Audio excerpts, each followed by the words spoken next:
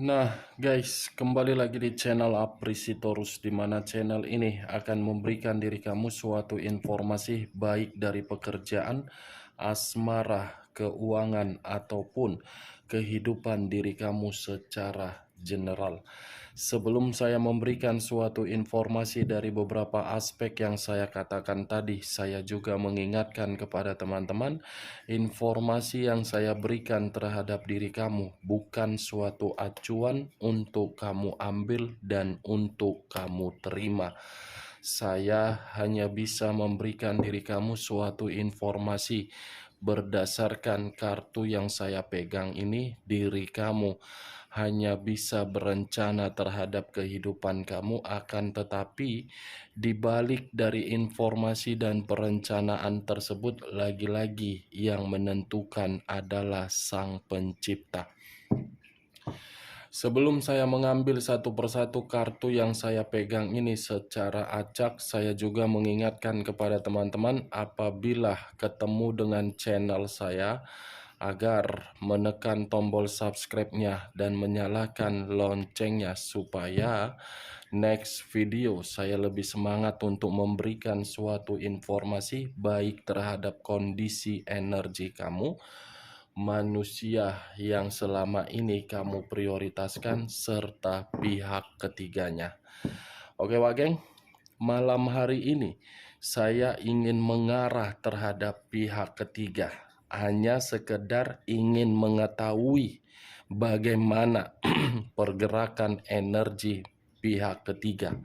Dan hanya sekedar ingin mengetahui apa yang dipikirkan, apa yang dirasakan, dan apa yang ingin disampaikan oleh kartu yang saya pegang ini. Kita langsung saja. Saya akan mengambil beberapa kartu, di mana kartu yang akan saya ambil nanti bisa saja bersifat resonate, bisa saja tidak bersifat resonate. Semuanya saya kembalikan terhadap pola pemikiran kamu. Semuanya saya kembalikan terhadap situasi energi yang kamu miliki untuk saat ini.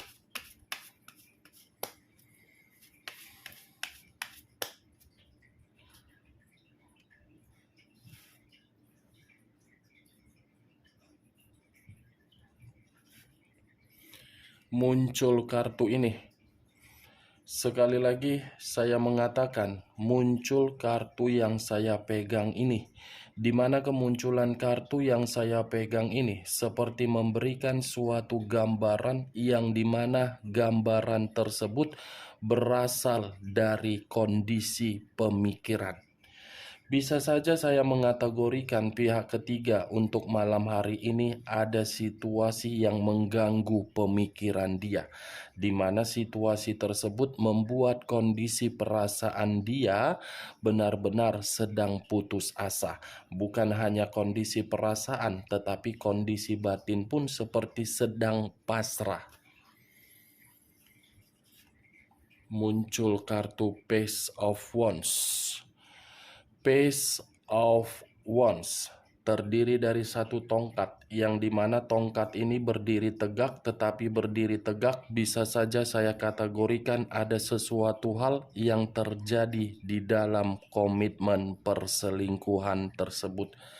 Di mana sesuatu hal yang sedang terjadi ini bisa saja masih ada suatu skandal di luar dari hubungan tersebut.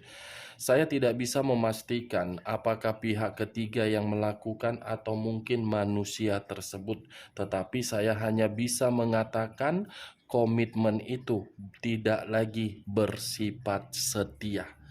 Ada satu hubungan yang baru hanya berdasarkan suatu kebebasan dan suatu berpetualang. Muncul kartu Page of Swords. Ini tongkat, ini pedang, ini pedang, ini tongkat, sementara perasaan putus asa. Di balik dari tongkat tidak ada kesetiaan, di balik dari kata pedang ada kemanipulatifan. Bisa saja kemanipulatifan ini yang dimainkan oleh pihak ketiga di awal pertemuan, atau mungkin pihak ketiga memainkan suatu kemanipulatifan terhadap orang lain, yang dimana orang lain menerima suatu kemanipulatifan dengan sengaja.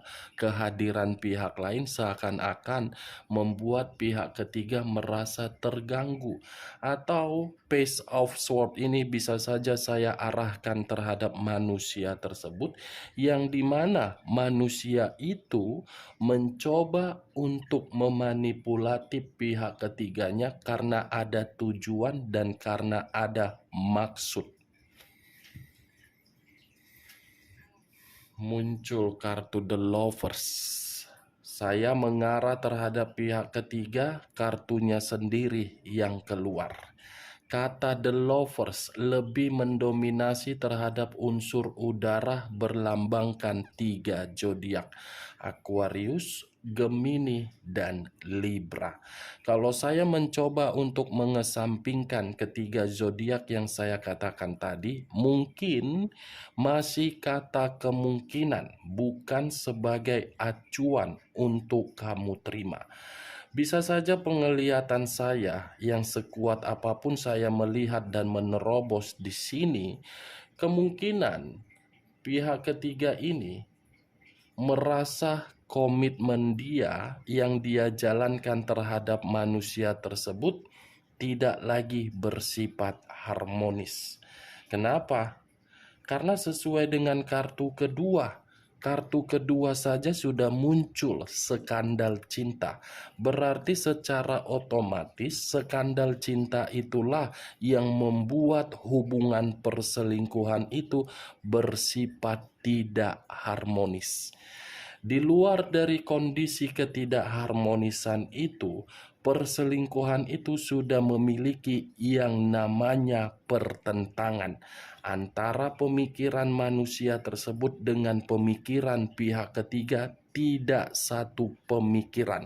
Dengan ketidak satu pemikiran tersebut yang muncul apa? Konflik. Konflik inilah yang mengarah terhadap posisi kartu pertama yang saya katakan tadi, putus asa. Itu dia, Wak Geng. Saya tidak tahu apakah kemunculan kartu The Lovers ini suatu sinyal atau suatu kebetulan. Malam-malam mengarah terhadap pihak ketiga, kartunya sendiri yang keluar. Muncul kartu The Universe. Kartu yang barusan saya angkat ini mengarah terhadap pergerakan alam semesta. 4 unsur, 12 zodiak.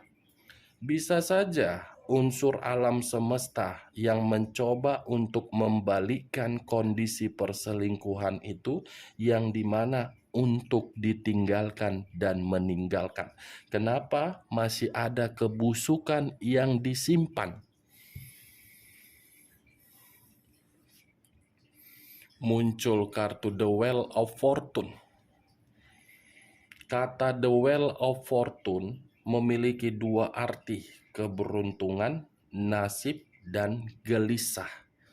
Kalau saya mencoba untuk menarik dari kata keberuntungan, saya rasa komitmen perselingkuhan itu tidak lagi bersifat memberi. Memberi dalam arti apa? Keuangan dan lendir. Kalau saya berbicara dari sisi lainnya, menarik dari kata takdir, nasib, atau gelisah, bisa saja komitmen itu membuat pihak ketiga merasa gelisah karena posisi dia terancam. Dan bisa saja manusia tersebut menjalankan komitmen itu membuat diri dia merasa gelisah karena berbagai perkataan dia terima dari orang di luaran sana. Ingat, saya berbicara seperti ini sesuai dengan kartu yang saya pegang. Tidak ada menyudutkan dan tidak ada menyalahkan ataupun memberikan suatu sugesti agar sugesti saya tersebut masuk secara pemikiran kamu. Semua saya lemparkan terhadap pola pemikiran kamu untuk menanggapi perkataan yang saya ucapkan tadi. Lihat kartu berikutnya. Muncul kartu Four of Pentacles. Terdiri dari 4 koin. 3 koin dihempit oleh kedua kaki, 1 koin berada di atas kepala. Kalau saya mencoba untuk menarik 1 koin yang berada di atas kepala ini, bisa saja saya mengategorikan pihak ketiga merasa sangat khawatir. Tetapi kalau saya menarik 1 koin dari ketiga koin yang dihempit oleh kedua kaki tersebut, bisa saja 1 koin ini membuktikan ada yang dipertahankan dan ada yang ingin ditinggalkan.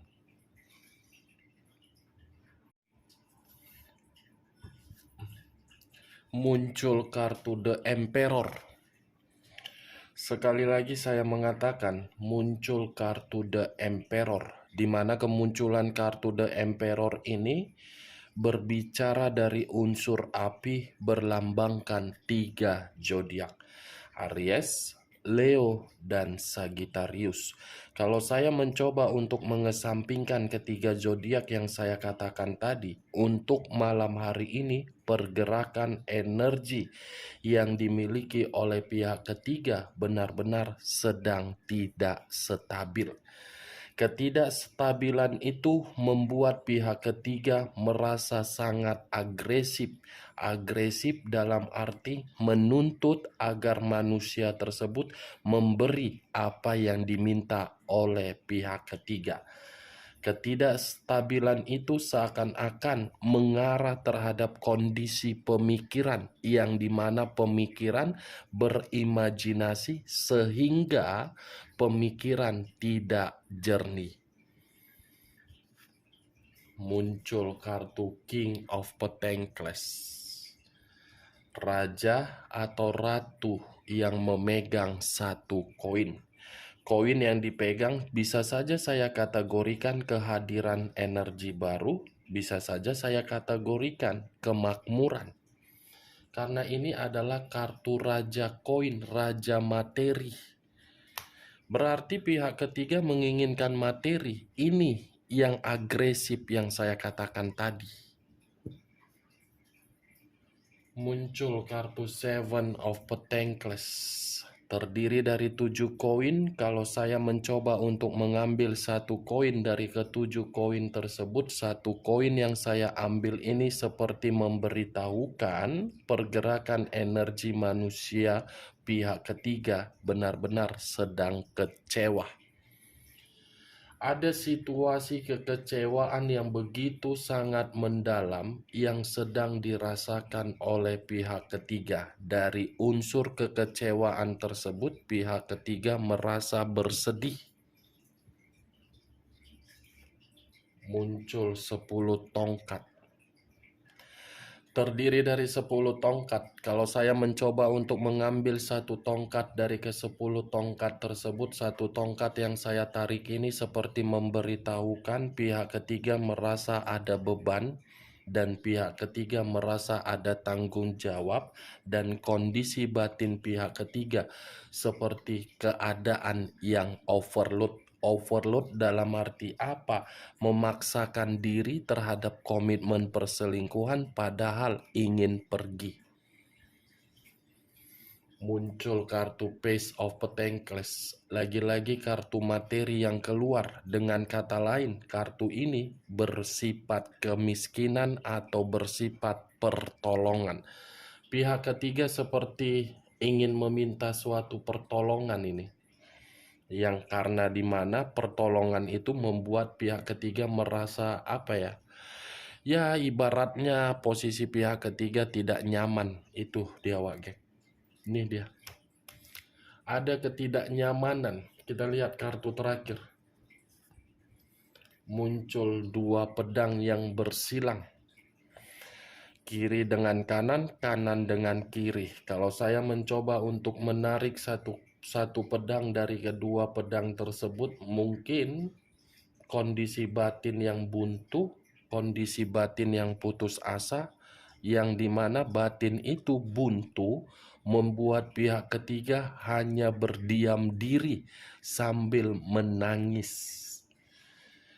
Menangis, ini dia, buntu, miskin, terbebani, kegagalan, pemikiran tidak jernih, gelisah, hubungan perselingkuhan adanya pertentangan, ada kabar buruk, kemanipulatifan, di satu sisi ingin mempertahankan karena kondisi materi, di satu sisi alam semesta masih ingin membuka kebusukan yang dilakukan dari hubungan perselingkuhan itu.